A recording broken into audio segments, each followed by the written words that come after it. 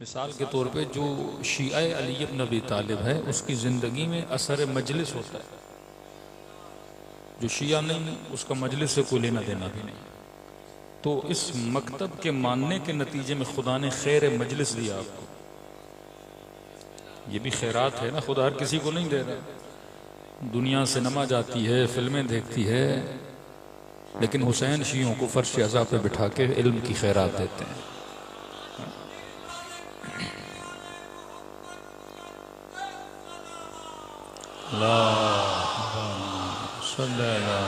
मोहम्मद। अब जिसके दिल में मोहब्बत अहल बैत नहीं, उसके पास करबला भी नहीं।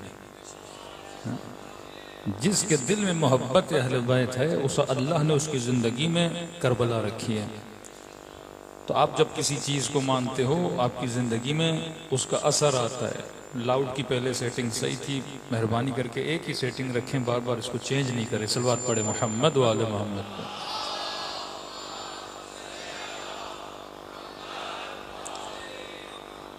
तो आप एक चीज़ को मानते हो, उसका असर आपकी ज़िंदगी में आता है।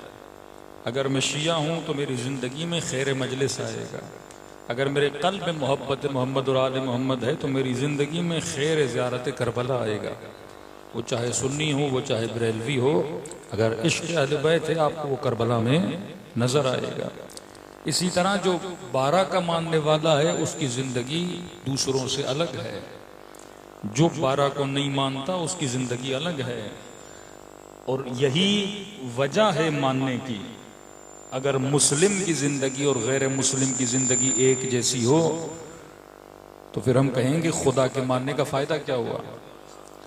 वो काफर अल्लाह को नहीं मानता, ये मुस्लिम अल्लाह को मानता है, तो दोनों की ज़िंदगी अलग अलग होनी चाहिए, रंग अलग होना चाहिए, सोच अलग होनी चाहिए, फिक्र अलग होनी चाहिए।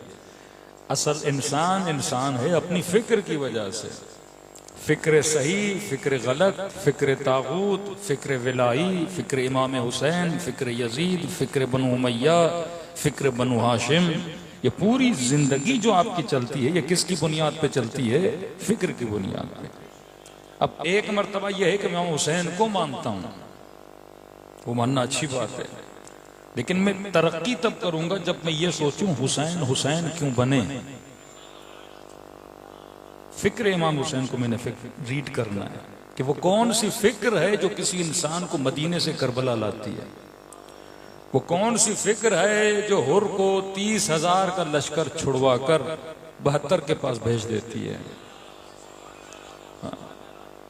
यहां बाहर लड़ाई हो जाए, झगड़ा हो जाए, सामने 1,000 लोग खड़े हों और उनके मध्य मुकाबिल पांच लोग खड़े हों। तो आप पढ़े लिखे भी हैं, सब कुछ है, तो अपने आप से पूछिए किसका साथ दोगे, जो 1000 हैं या जो 5 हैं।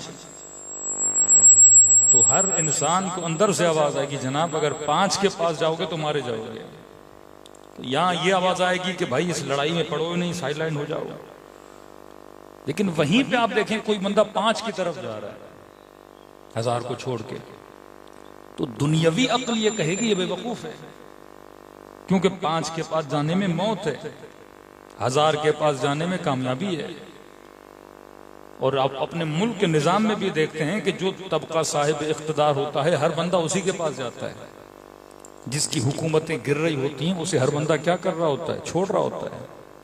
तभी हर जमाने में आप देखते हैं कि लोग अहले बैत को छोड़ते थे, कभी बनु अब्बास को चिपकते थे, कभी बनु उमैया को चिपकते थे, क्योंकि वहां पे क्या था? इख्तिदार था, वहां पे क्या थी? ताकत थी। लेकिन फिक्र करबला बड़ी अजीब है कि होर 30,000 को छोड़ रहा है, 72 की तरफ जा रहा है। ये नहीं कि दीवार पे लिखा हो कि सफाई निस्फ ईमान है और उसी दीवार के नीचे कचरा पड़ा हो। ये कचरा कौमों का आलम है कि नजरिया और है, अमल और है। हुसैनियत का मतलब जो नजरिया रखा है साथ में अमल भी होना चाहिए। और कुछ हमें हुसैनियत ने दिया हो या न दिया हो, हुसैनियत ने हमारी नस्लों को बहादुर रहबर जरूर दिए हैं। कि हुसैनियत जिंदाबाद है। हुसैनियत क्या है क्या हुसैनियत?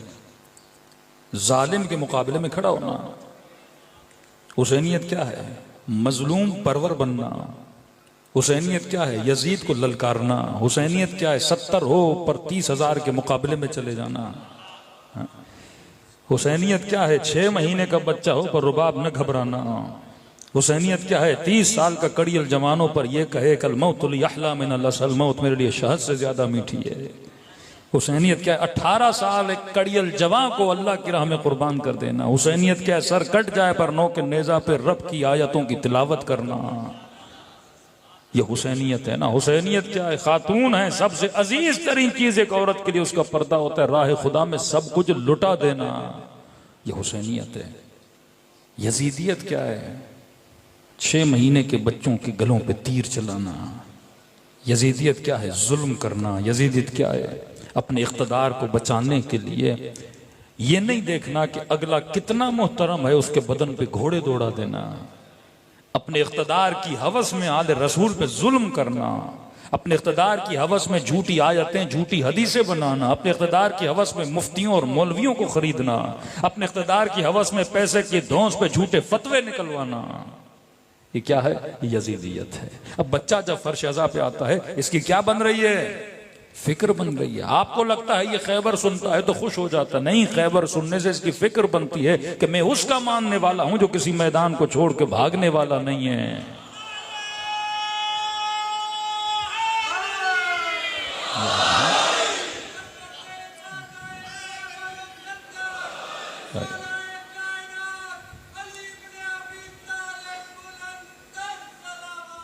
करबला इतने मिलियन लोग क्यों जा रहे हैं? क्योंकि हुसैन फितरत का नाम है। वहां इंसान की फितरत जाग जाती है। फितरत कैसे? जैसे हर इंसान को सखावत पसंद है इस मजमे में कोई ऐसा आदमी जो कहे मैं आशिक हूं कंजूस का। अब ये हैं अली, यहां सिफात रखो।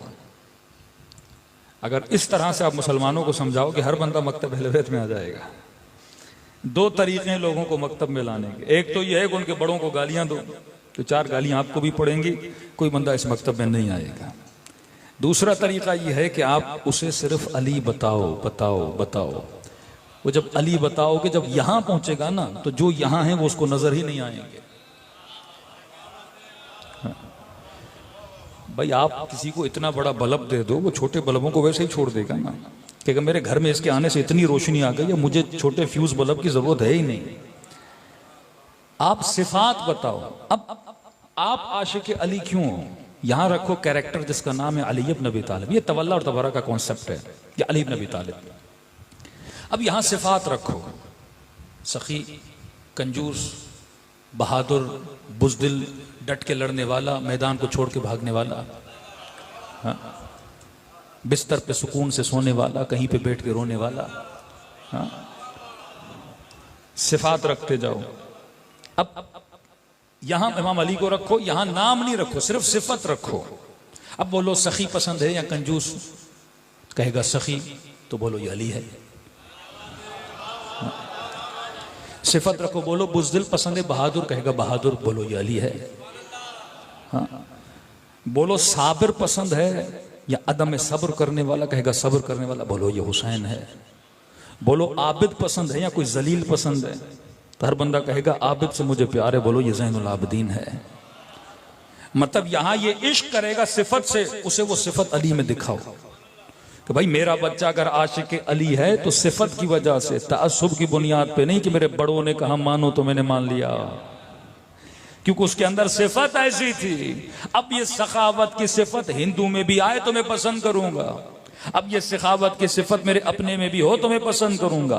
अब ये सखावत की सिफत किसी बाहर वाले बंदे में भी हो तो पसंद करूंगा। तो मैं दरअसल आशिक सखावत हूं। अब मुझे सिखाया किसने कि सखी के आशिक बनो का? ये हर बंदे के अंदर बिल्टन फितरत है, कि अल्लाह की बनाई हुई फितरत है कि बंदा कभी कंजूसों का आशिक नहीं बनता, सखियों का आशिक बनता है।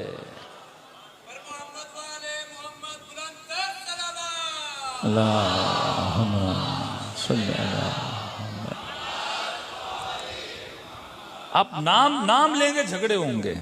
अब सिफत पे आ जाओ। आप इसे बोलो जनाब जंग हो रही थी और एक बंदा था जंग में डट के लड़ रहा था और दूसरे बंदे को उसका मुखालिफ मारने के लिए आ रहा था और उसने बचने के लिए अपने कपड़े उतार दिए। तो क्या इससे प्यार किया जा सकता है? नाम नहीं लो, सिफत बताओ। जनाब इसने बचने के लिए लिबास ही उतार दिया इस बंदे ने। एक तो वो है करबला में कि इमाम जमाना फरमाते मेरा सलाम हो मेरे उस जद पे जो बेकफन मारा गया, लिबास वहां भी उतरा है। मारने वाला और मरने वाला दोनों जन्नती नहीं होते कि एक फिक्र मुस्लिम बना दे कि मारने वाला भी रजी अल्लाह मरने वाला भी रजी अल्लाह। ये फिक्र बातिल है। तो फर्श अज़ा आपके अंदर ईमान को जगाता है, और ईमान का मतलब यह है कि तुम्हारे अंदर वो सिफात नजर आनी चाहिए। अगर मैं अमीरुल मोमिनीन का मानने वाला हूं तो मेरे अंदर बुज़दिली नहीं होनी चाहिए, बहादुरी होनी चाहिए। जिसके पास पानी है वो कभी प्यासा नहीं होता।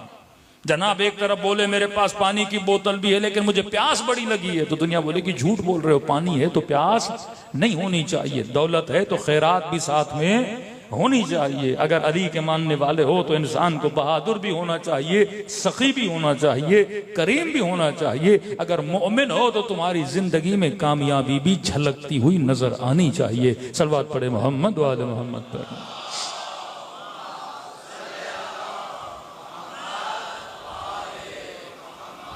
वाजिल फरजहुम। तो हमने नाम दिया कि आपसे पूछा जाता है आपका मजहब क्या है। मजहब का मतलब ज़िहाब, ज़िहाब का मतलब आपका चलन।